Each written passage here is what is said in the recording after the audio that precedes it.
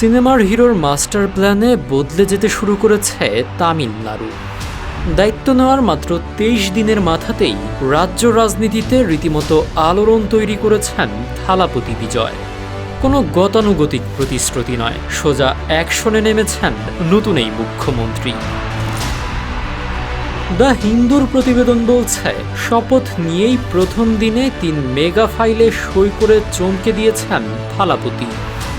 সাধারণ মানুষের জন্য ২০০ ইউনিট পর্যন্ত বিদ্যুৎ একদম ফ্রি করার সিদ্ধান্তে বড় স্বস্তি এসেছে গৃহস্থালিগুলোতে।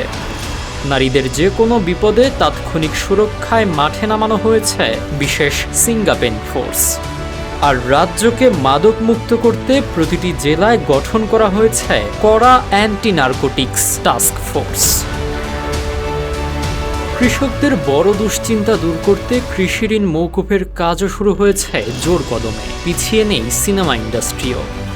ইন্ডিয়া টুডের খবর অনুযায়ী এখন থেকে নতুন সিনেমা মুক্তির প্রথম ৭ দিন থিয়েটারগুলোতে কোনো সরকারি অনুমতির ঝামেলা ছাড়াই দৈনিক ৫টি করে শো চলবে।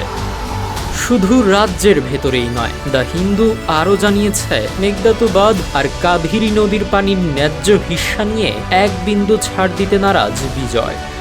সোজা দিল্লিতে গিয়ে প্রধানমন্ত্রীর সাথে বৈঠক করে নিজের শক্ত অবস্থানের জানান দিয়েছেন তিনি। পর্দার এই নায়ক এখন বাস্তব রাজনীতির মাঠেও সমান দাপুটে।